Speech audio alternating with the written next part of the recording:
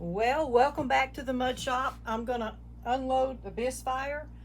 I did something different. The reason I'm gonna show this, I don't always show a bisque fire unloading, but I made some platters Monday and I fired them Friday.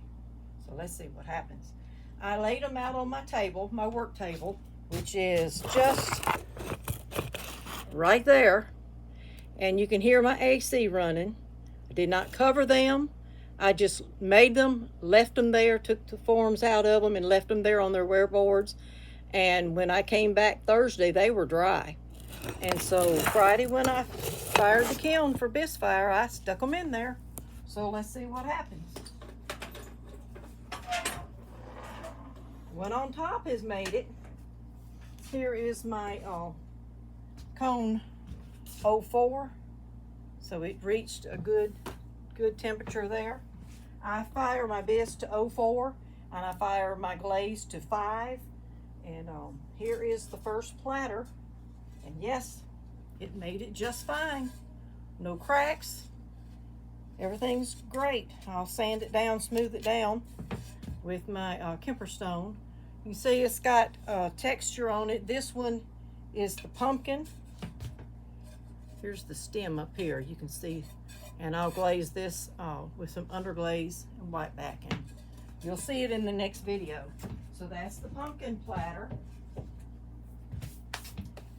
All right, these pieces I did not make this week. I made them way back because I knew they would take time to dry.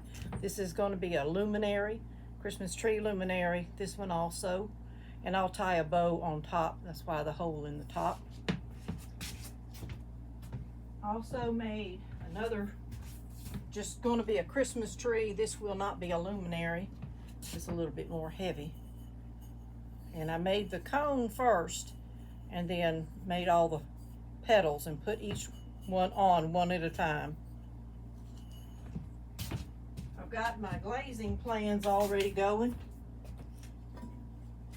All right, looks like these made it.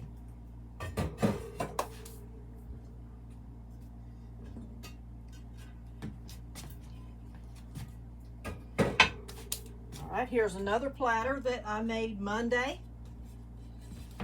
This one is a nativity lace rolled into it. You can see Joseph, Mary, there's the baby there. And it's got holly leaves and stuff.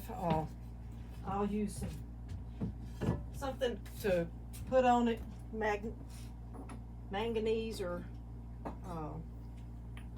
some kind of underglaze and white back, and then glaze it. You'll see. I'm working on my plan. All right, I have 40 of these. These will be little tiny Christmas trees with a bow on top. These little Christmas tree ornaments. So I'm going to do this so you don't have to sit here and wait on me to unload all of them. Just going to set these over here to the side.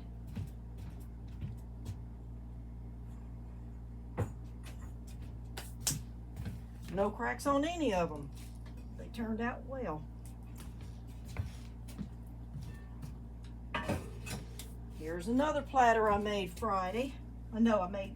This one I made last Friday. So this one actually stayed 1 week before I fired it.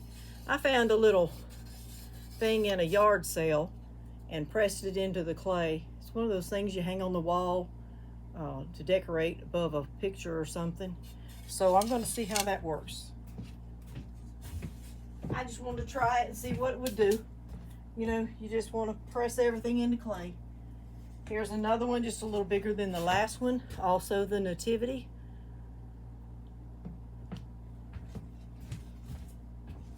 And I did some little stamps on the backs of them too, just to make them joy and believe. Little added treat when somebody picks it up and looks at the bottom. Kind of make you smile while you're washing dishes and flip it over and see that print on there. All right, a few little nativities. These will all be hand painted. This comes from a stamp I get from De La Design Gifts. Debbie De La Cruz. If you will look her up on Facebook, she has this. It's just a stamp, and I just take my clay knife and cut around it. Then I'll glaze these. I don't have one in here that's done, but you can see them on my last video.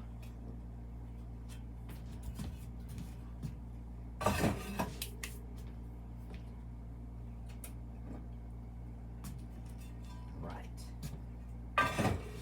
Well,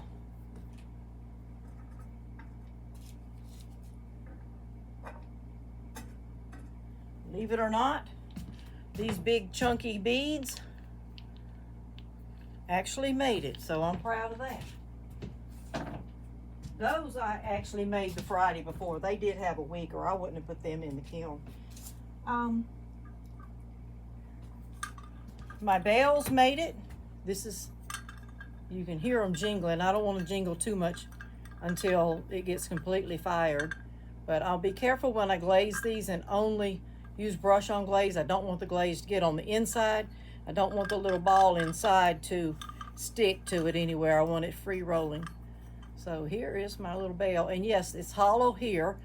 The mold I use is a puzzle mold, and you make it inside. You press the clay in here, and it actually has a hole on top, and so that's where I put this. I did a pinch pot and put it over it, and then I did a coil and fastened it here. So it is hollow at the top, so the little ball could actually go up in that area.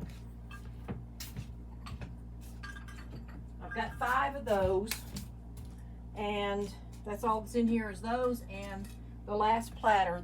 And yes, I made this one on Monday and fired it on Friday. Wow, can hardly believe it. Didn't warp, didn't crack.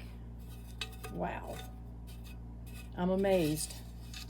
But sometimes you can't do that here, but this week you could. It's pretty dry right now. Okay, and that is it, other than the rest of the bells. I'll get the bells out and be on the lookout, because these have to be glazed and fired for a craft fair that I have a week from yesterday. So I've got to have these done. So I'll glaze these Monday, tomorrow, and get them back in as soon as I can and fire them. A little hint too, I candled this or put on preheat for 4 hours, so that way to make sure the clay was good and dry before it fired. But anyway, thank you for joining me. Till next time, bye.